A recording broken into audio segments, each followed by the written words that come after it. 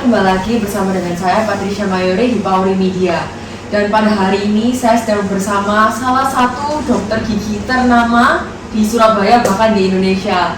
Halo Dokter Daniel. Selamat siang. Selamat siang. Terima kasih untuk waktunya dan kesempatannya. Padahal nih kalau mau booking jadwalnya Dokter Daniel nih sibuk banget ya. Jadi saya benar-benar thank you udah dikasih waktunya pada hari ini. Nah, dokter mungkin bisa sedikit perkenalan dulu Dokter Daniel nih dokter apa sih gitu? Ya, sebetulnya saya itu asalnya dokter gigi umum. Pertama saya memang zaman dahulu kita harus kerja di daerah dulu. Jadi bertemu dengan sawah, dengan ya itu mungkin dokter baru mungkin banyak juga enggak mengenal ya. Iya. Saya terpaksa juga kalau banjir ikut berbahasa-bahasa. Dan mencuci dulu dokter gigi itu nggak ada perawatnya, cuci sendiri. Nah, sekarang mungkin juga beda ya. Nah, kemudian setelah saya 5 atau 7 tahun kerja di pemerintah, saya baru boleh mengambil spesialis. Jadi tidak seperti sekarang mungkin hanya setahun sudah boleh sambil spesialis atau kadang-kadang ada yang bisa langsung ya. Kalau zaman saya dulu harus kerja pemerintah dulu 5 tahun atau di luar 2-3 tahun baru bisa ambil spesialis. Nah, saat itu saya baru 7 tahun kemudian mendapat kesempatan jadi spesialis. Mungkin pada satu saya kan di kota kecil di Mojokerto, itu hanya butuh dokter gigi spesialis bedah mulut. Jadi waktu itu keinginan saya menjadi spesialis orto oleh kepala dinas. Kalau ingin tetap di Mojokerto, kita hanya bisa mencari dokter gigi spesialis bedah mulut. Dari saat itu saya sempat 6 bulan masuk spesialis bedah mulut. Jadi itu mungkin agak langka ya kemana-mana ya. Setelah 6 bulan berjalan, ternyata saya tidak mau meneruskan, tapi ada kebijakan baru, rumah sakit sedang tidak bisa dipakai untuk pendidikan bedah mulut. Jadi akhirnya saya kembali ke Mojokerto. Ya, tapi kebetulan ada penerimaan baru dari spesialis orto. Jadi itu 30 tahun yang lalu, cukup lama. Akhirnya saya baru masuk spesialis orto. Nah, kemudian kenapa akhirnya menjadi dokter holistik ya? Iya.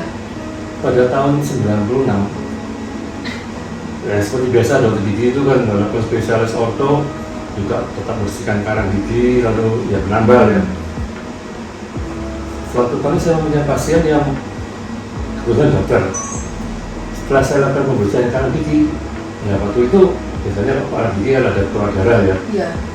Ya umum lah. Betul. Tapi jam 10 malam saya ditelepon oleh beliau. Nah, saya nggak kaget ya. Jam 10 apa? Ada apa? Nah, ada sesuatu. Dokter, ini kenapa? Kok malam-malam? Tadi saya diapakan bro? Kan takut kita ya. Kalau ada perdarahan atau yang tidak kendaki. Saya itu biasanya kalau berbaring langsung vertigo, saya itu kambuh. Ini kok tidak? Berarti saya jam 10 malam saya izin untuk telepon itu untuk mengabarkan karena saya senang gitu. Iya. Nah, sejak itu beliau sering mengirim pasien yang migrain dan vertigo yang mungkin agak sulit dengan obat, tidak bisa berkurang gejalanya, dikirim ke dokter gigi. Nah, mulai saat itu saya mempelajari kenapa kira-kira suatu perawatan di khususnya pembersihan karang gigi bisa menyebabkan ya kita tidak bilang sembuh ya, gejala migrain vertigo bisa hilang dan terakhir bahkan asma, sinusitis. Nah itu salah satu mulanya saya ingin mengembangkan konsep holistik, jadi gigi bisa ke tubuh yang lain. Ya, saya kira itu dulu. Iya. Makanya mungkin kalau di Indonesia ya dok, sekarang spesialis orto itu sudah banyak. Tapi untuk orang yang bisa ada holistic center yang bisa mengetahui hal-hal itu langkah ya dok. Dan memang yang membuat saya akhirnya, dokter Daniel memang sangat suitable untuk menjadi narasumber kita. Mungkin banyak orang yang merasa, aduh kok mungkin asmaku sering kambuh ya, atau mungkin sering ada autoimun atau segala macam. Nah itu apa bisa dipengaruhi dari kesehatan gigi juga ya dok? Iya, pertanyaan yang sulit dijawab juga. Tetapi saya ingin cerita tentang awal dari ilmu kedokteran. Jadi Bapak ilmu kedokteran modern itu namanya Hippocrates. Itu tahun kira-kira 400 sebelum Masehi. Beliau membuat suatu konsep, suatu kedokteran holistik, jadi holistic medicine. Jadi kalau kita sebagai dokter, jangan hanya melihat, kan saya dokter kaki, saya dokter mata, tapi kita harus waktu perawatan harus menyeluruh. Nah ini masalahnya, ya bukan masalah. Pada tahun 1700-an itu ada dokter bedah yang sangat senang dengan pergigian. Jadi justru beliau yang namanya Pierre Fauchard itu membuat satu cabang dari kedokteran yang kedokteran gigi. Justru saat itulah mulai terpisah. Jadi kita dokter gigi dengan dokter umum mungkin beda ya. Tetapi kira-kira awal tahun 1900-an mulai timbul konsep baru antara lain oleh Dr. Weston Price namanya. Dia menambahkan suatu holistic dentistry. Itu dari gigi bisa menyebabkan penyakit kemana-mana. Nah masalahnya karena ilmu saat itu belum terlalu berkembang, justru orang sudah dicabut giginya banyak, tetap gejala penyakitnya tidak sembuh. Akhirnya pada tahun 1930 mulai surut, tidak digunakan lagi. Nah itu mulai diangkat pada awal tahun 1990-an.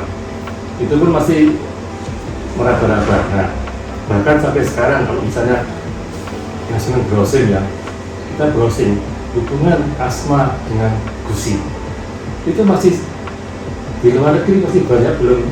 Padahal sekarang ya, padahal saya meneliti tahun S3 saya lulus tahun 2009, berarti kan 14 tahun yang lalu.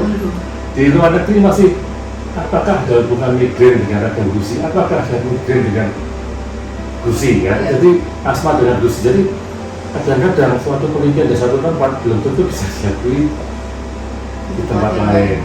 Tetapi salah satu hal yang saya menjadi senang karena salah satu dokter di Rumania, satu kelompok PhD jadi dokter di Rumania itu melakukan penelitian ulang dari penelitian saya. Dan ya memang mereka dengan jujur mengatakan ini penelitian dari nama saya di situ Haryono Utomo ya. Jadi mereka betul ini bukan mereka sendiri yang punya. Nah, dan itu ternyata sangat bagus hasilnya. Nah itu kemudian karena saya berhasil membuat suatu hubungan yang dengan penelitian S3, saya berani mengatakan itu holistic center Daniel, karena itu S3 saya. Kalau saya hanya mengatakan berdasarkan teori, tidak pernah research sendiri, saya tidak berani, ya gitulah. Oke. Nah mungkin teman-teman yang nonton juga mungkin ada pertanyaan nih dok. Apakah beda ya untuk mengatasi asma secara metode tradisional dengan metode holistik yang dokter ada di sini? Ya, terima kasih. Jadi asma itu sendiri itu trauma bagi saya. Karena saya sudah umur 6 tahun menderita asma. Jadi ceritanya saya kan tinggal di kota Magelang dingin ya. Jadi orang logis lah itu orang asma di kota dingin. Lalu karena kota kecil ya saya harus ke Jogja. Jadi tiap hari kalau dia asma besok harus besoknya sudah harus ke Jogja. Jadi saya kadang-kadang itu kalau supaya nggak kelihatan batuk, saya tutup dengan bantal. Kalau nggak tiap kali saya berlibur bisa lama. Nah, tapi itu oleh dokter di Jogja, ini anaknya pada saat itu SD ya, harus sekolah di kota panas. Ini oleh orang tua saya dikirim ke Jakarta. Dan bayangkan dulu SMP kecil ya, anak sekarang SMP besar-besar. SMP zaman dulu kecil-kecil sendirian naik ke Jakarta. Di Jakarta juga naik bis kota, jadi zaman dulu bis kota itu umum lah. Dan tidak ada AC jelas itu zaman dulu. Nah itu asma saya berlanjut di Jakarta, jadi panas pun tetap asma. Jadi konsep asma itu karena panas dingin tidak berlaku. Tapi zaman dulu saya masih SMP, ya sudah terima aja. Jadi kemudian waktu SMA, kenapa saya pindah ke Malang? Karena kakek saya di Malang. Untuk ke sekolah cukup 2 menit katanya di Malang. Saya di Jakarta 1 jam waktu itu sekolah. Belum lagi macetnya. Belum macetnya. Nah saat itu ya jelas di Malang asma ya. Tetapi saya mulai saat itu karena saya SMA, saya belajar pijat. Jadi ada sinsei, ada dari akupunktur gitu. Iya. Jadi harapannya ikut sembuh. Ya oke lah sembuh, tapi tetap bisa kambuh lagi. Dan baru tahun pada saat saya umur 40 baru bisa hilang asmanya. Karena apa? Suatu kali gigi saya bengkak. Setelah gigi itu dirawat, asma saya sembuh. Benar kan ya? Nah itu jadi saya apa yang sebabnya? Akhirnya saya mencari apa tuh penyebabnya mungkin dari gigi. Iya. Nah cara tradisional mungkin ada apa? Hatinya kelelawar, ada segala macam gitu ya. Ya dulu mungkin saya pernah coba itu karena orang tua saya kepengen terus apa bekicot dan lain-lain itu obat asma zaman dulu. Iya. Itu pernah saya makan. Nah kalau zaman sekarang asma tuh macam-macam ada imunoterapi dan sebagainya. Nah, sebab itu untuk menjelaskan suatu teori yang dokter gigi, kita harus berkolaborasi dengan dokter spesialis asma. Iya. Lalu pada tahun 2007 saya berkolaborasi dengan Fakultas Kedokteran bagian asma di bagian anak ya, kesehatan anak untuk meneliti tentang asma. Dan karena itu berhasil, oleh mereka diajukan ke lomba kedokteran anak Asia Pasifik. Dan pada saat itu saya sangat senang sekali jadi juara pertama Asia Pasifik. Jadi, nah, jadi itu suatu terbukti ya, karena kita kolaborasi, nggak bisa dokter gigi meneliti sendiri itu. Ya, itu Pak. Berarti bisa jadi masyarakat yang mungkin teman-teman mungkin ada yang selama ini batuk menerus nggak berhenti-berhenti, cek TBC mungkin aman, paru-paru semua aman, bisa mungkin karena asma yang dipicu dari kesehatan gigi itu juga ya dok? Karena asma itu kadang-kadang nggak mesti dalam bentuk sesak ya, masih ringan saja ya, mungkin baru awalnya terpilih itu pakai batuk. Jadi batuk berulang yang lama itu bisa asma yang tidak sampai sesak. Nah itu betul. Oke. Nah kemudian selain asma saya juga sempat membaca beberapa penelitian dokter ya, ada beberapa hal yang juga dipengaruhi oleh gusi atau gigi, kesehatan gigi, dan salah satu yang membuat saya interested adalah menstruasi. Nah, gimana itu dok hubungan antara menstruasi dengan kesehatan gigi? Ya, jadi ini memang saya walaupun dokter pria ya, pasien saya itu banyak yang datang ke saya masalah menstruasi. Betul. Ya, kenapa nggak ke dokter kandungan? Oke, jadi secara awalnya juga tadi secara tidak langsung pasien-pasien yang saya bersihkan, karena saya selalu menanyakan apakah ada gejala sakit kepala, migrain. Dan suatu kali ada pasien yang cerita, dok sekarang waktu menstruasi saya kok nggak sakit ya? Nggak nyeri, kalau kita pasti nggak boleh bilang sakit, dokter nyeri. Namanya dysmenorrhea ya, nyeri haid. Nah itu secara konsep, ada hormon itu kan ada wanita, ada estrogen, progesteron. Estrogen, progesteron agar tidak terjadi nyeri haid harus seimbang. Kalau terjadi jarak yang jauh antara estrogen di sini, progesteron di sini, maka akan terjadi nyeri haid atau tidak subur. Nah, kenapa estrogen tinggi atau progesteron rendah? Mungkin estrogen, progesteron tidak, si estrogen nggak tinggi, tapi progesteron terlalu rendah. Kenapa begitu? Nah, itu mungkin sebagai dokter gigi saya susah menjawab dahulu ya. Tapi itu berhubungan dengan biokimia. Karena progesteron dan kortisol anti radang. Pada orang yang radang gusi pasti kortisolnya tinggi. Akhirnya kolesterol itu yang harusnya menjadi progesteron, dia diambil sebagian oleh kolesterol, akhirnya progesteronnya rendah. Nah, setelah kita hilangkan keradangan gusi, maka keradangan berkurang. Nah, estrogennya tetap, tapi progesteronnya meningkat karena kolesterolnya betul-betul banyak menjadi progesterol. Ya, gitu mudah. Betul. Nah, berarti teman-teman mungkin yang kadang sering terlambat menstruasi atau mungkin sakit, teman-teman perempuan yang merasa nyeri saat menstruasi, bisa jadi karena karang gigi yang nggak bersih. Kemudian menyebabkan gusi jadi lebih tertekan ya dok ya. Jadi boleh saya tunjukkan model. Boleh silakan dok. Nah, jadi gini. Jadi ini mungkin bisa dilihat ya. Jadi kalau ada orang itu secara normal, gusi itu tidak bakal menempel pada email. Gusi itu hanya bisa menempel pada akar gigi. Jadi mungkin bisa dilihat akar gigi itu hanya bisa, si gusi hanya menempel pada akar gigi. Tetapi pada orang yang rada gusi, maka terjadi pembengkakan dari setempat dari gusi, akhirnya terjadi kantong.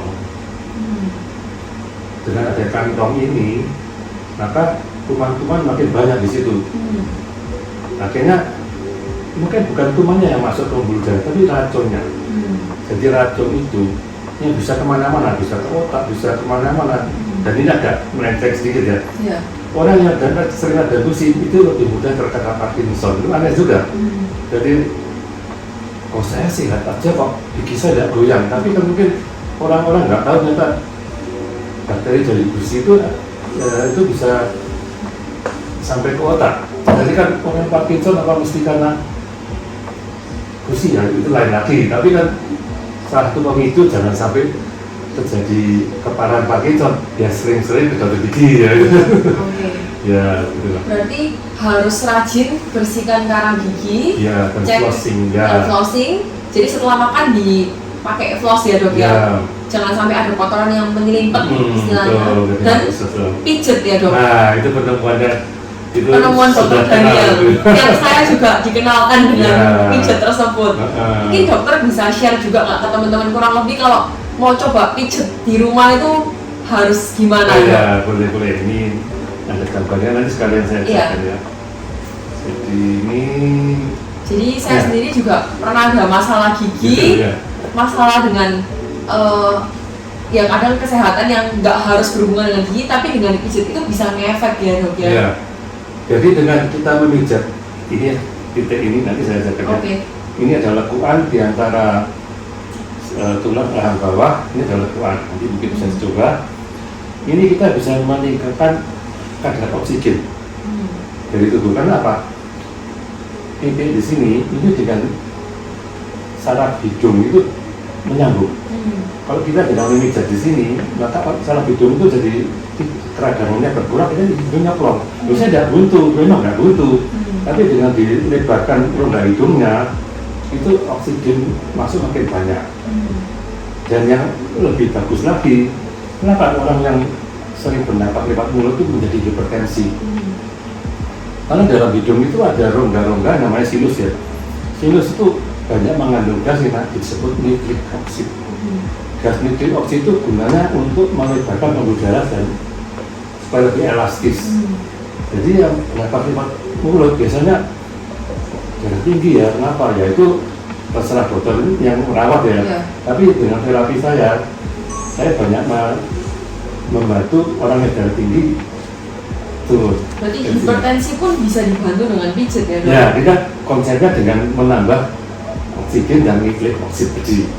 Jadi masalah hal lain saya tidak tahu, tapi ini secara nanti bisa dilihat dari kebetulan saya ada untuk membuktikan bahwa kalau kita bernapas lewat mulut mungkin bisa terjadi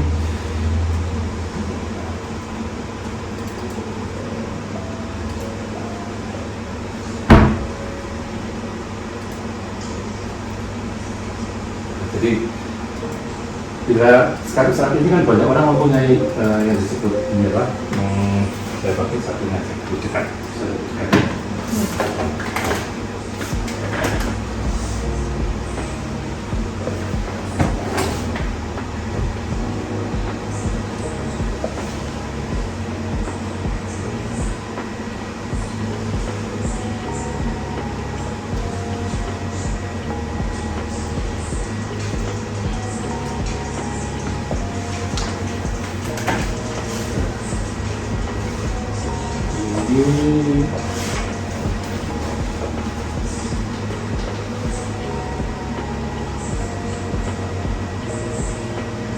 Saya buktikan bahwa kalau kita bernapas lewat mulut, maka oksigen nadi kita akan bertambah. Ini bisa dilihat ya. Ini pada saya bernapas lewat hidung, maka pulsnya menjadi 83. Lalu saya mulai bernapas lewat mulut sekarang. Makanya saya lebih cepat ya. Dulu tadi ya, tip ya. Ini langsung naik. Jadi saya nggak punya kode ke ini ya alatnya. Saya langsung bernapas lewat mulut langsung 89. Jadi ini kisah nyata ya. Jadi kalau kita bernapas lewat hidung, maka itu turun lagi. Jadi itu efeknya apa? Saya bisa bernafas lewat mulut, kenapa harus lewat hidung? Tapi ini ada satu bukti dengan saturasi oksigen, dan ini bisa dicoba lagi di rumah yang mempunyai oximeter. Kok saya bernafas betul apa tidak tadi yang kita podcast dengan Dr. Darni dan Patricia Mayuri? Kok nafas hidup bisa meningkatkan itu denyut nadi, itu. Dan juga kita kalau misalnya bernafas dengan mulut terus asam lambung bisa pengaruh juga ya dok ya? Nah itu jadi gini, ceritanya bernafas lewat mulut itu akhirnya membuat hidung buntu kan? Iya. Hidung buntu itu apa efeknya? Biasanya hidung buntu biasanya lalu lehernya kaku. Dengan leher kaku itu apa yang terjadi? Karena di sini ada saraf yang meningkatkan, yang nyambung ke perut ya. Otot kaku di sini ada saraf yang meningkatkan asam lambung. Jadi kan baru ngetop secara penyakit GERD ya. Iya, GERD. 30 tahun meninggalkan GERD. Loh, ya kan nggak tahu kita ya umumnya orang. Ternyata GERD itu ada hubungan dengan mengenal juga. Jadi kebetulan saya sendiri bertemu dengan salah satu profesor dari Jepang, tamu dari UNED, saya bekerja di UNED. Waktu itu jadi profesor dari Jepang, Profesor Miyawaki itu penelitiannya tentang hubungan mengerat dengan GERD. Ternyata orang yang asam lambung tinggi otomatis mengerat. Kenapa begitu? Karena pada waktu asam lambung naik, kan jangan sampai merusak saluran pernapasan. Itu secara alami otak itu menyuruh kamu harus dicairkan atau diencerkan. Caranya bagaimana? Air udara yang bisa dikeluarkan, tidak mungkin mengeluarkan yang lain. Jadi hal itu dibuat supaya bergerak dengan darah.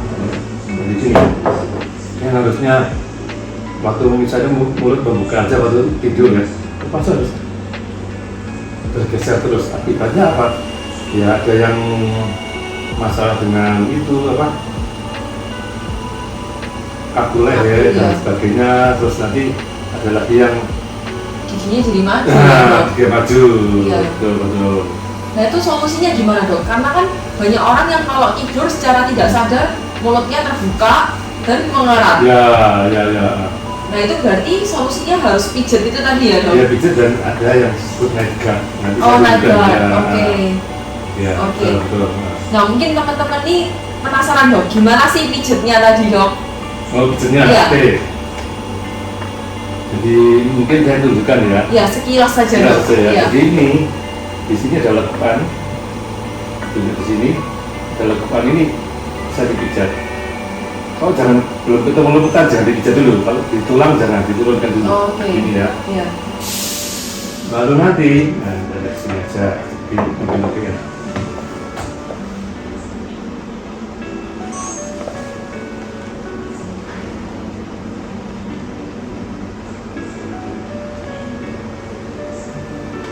Jadi ini terapi masase untuk sinusitis dan asma. Jadi memang kelihatannya mudah dan memang mudah. Jadi tapi kalau memijat harus kanan kiri. Kenapa kok kanan kiri? Supaya kita seimbang. Karena kita harus tahu yang lebih kaku yang mana. Kalau tidak kadang-kadang sama-sama kaku.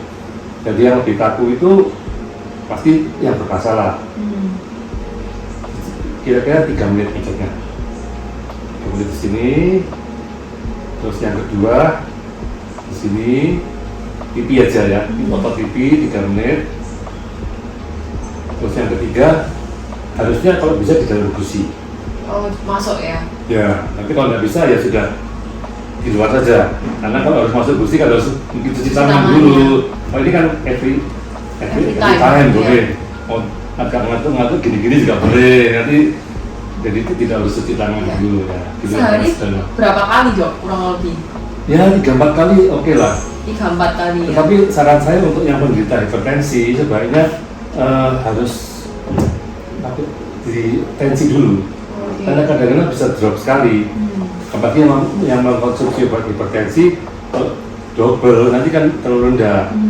Jadi sebaiknya tensi sudah mulai turun ya. Nah, nanti konsultasi ke dokter penyakit dalamnya untuk mungkin mencocokkan dosis dari obatnya. Ya gitu.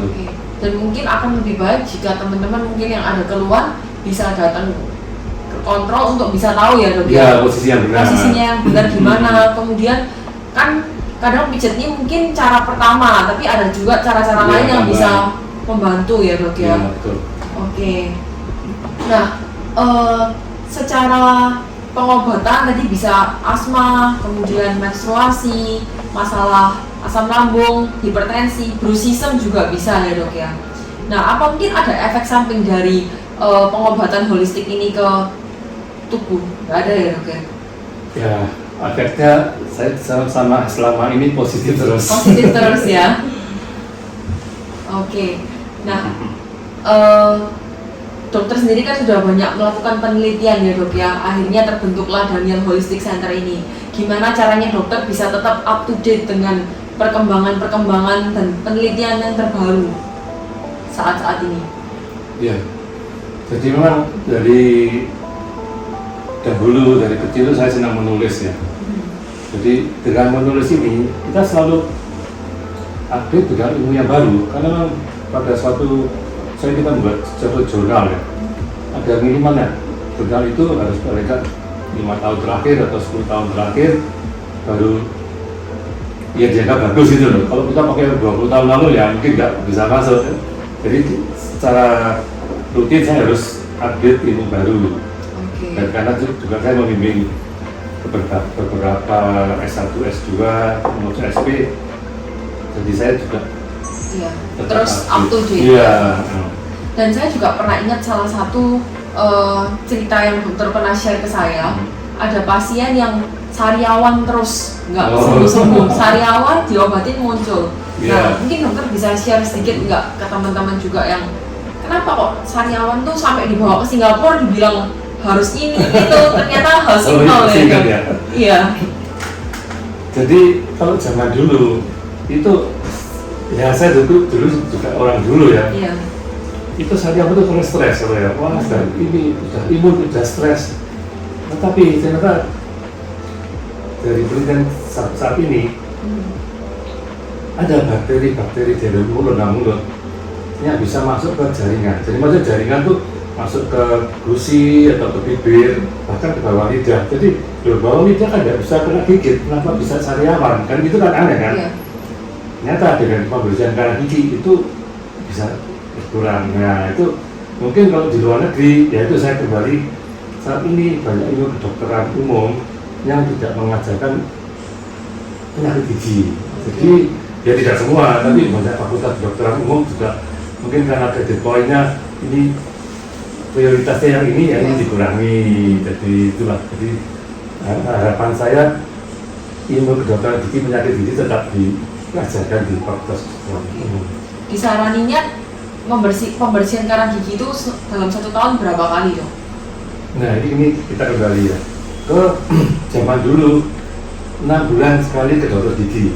Oke. Nah saat ini ternyata dengan kurang kena sinar matahari, radang gusi itu makin cepat terjadi. Karena ya itu mungkin nanti perlu ya bukan adik-adik ya, nanti yang ingin meneliti silahkan jadi tentang itu. Oke. Ya itu paling mudah. Jadi memang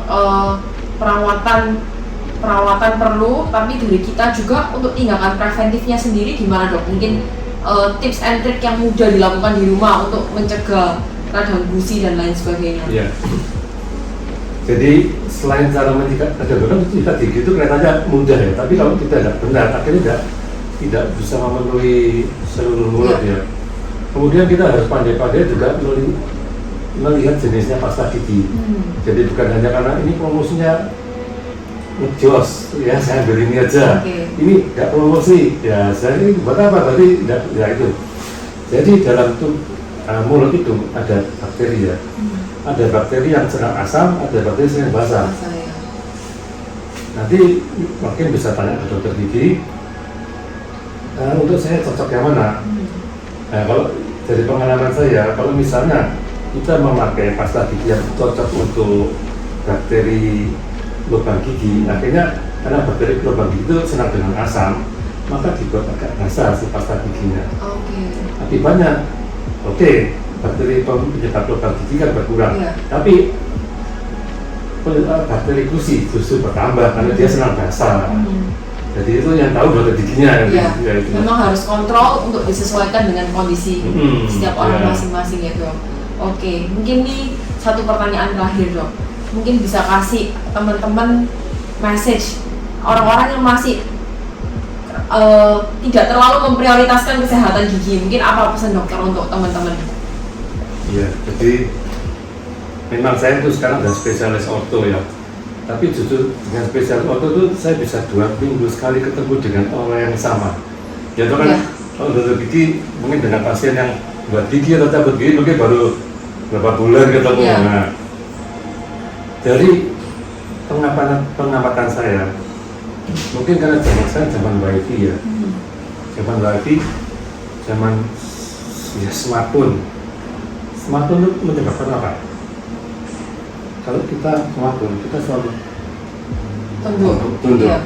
Itu ternyata mengurangi kualitas pernapasan. Jadi pernapasan lewat hidung berkurang. Akhirnya bernapas lewat mulut. Akhirnya apa? Bernapas lewat mulut itu menyebabkan radang gusi.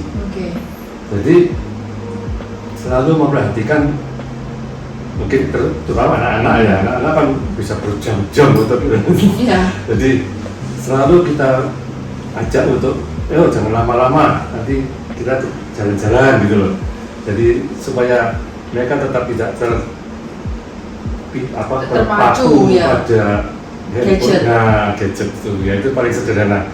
Karena kalau yang pesan yang untuk supaya nggak lupa gigi besar gimana itu banyak, itu pengalaman saya pribadi. Betul. Berarti walaupun mungkin teman-teman belajar atau bekerja dengan menggunakan gadget, tapi sebisa mungkin luangkan waktu untuk bergerak ya. Mungkin 2 jam sekali kita jalan, atau jangan sampai duduk terus. Karena dan perbaikan postur penting. Karena jika kita makin membungkuk, kan handphone membungkuk, itu pernapasan itu makin berkurang. Itu jadi terjadi. Jadi di tempat saya praktek, kenapa juga ada Daniel Holistik.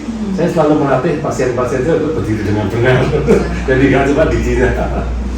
Postur yang bagus juga membuat gigi pernapasan sehat, tubuh juga jadi lebih sehat. Thank you dok atas waktu dan sharingnya yang sangat-sangat berguna. Dan saya berharap teman-teman juga bisa banyak mengambil pelajaran-pelajaran yang mungkin kalian tidak bisa dapatkan di tempat lain, tapi kalian bisa introspeksi lah untuk bisa menjaga terus kesehatan gigi karena berpengaruh besar untuk kesehatan kalian. Terima kasih yang sudah menonton Power Media, terima kasih juga dokter.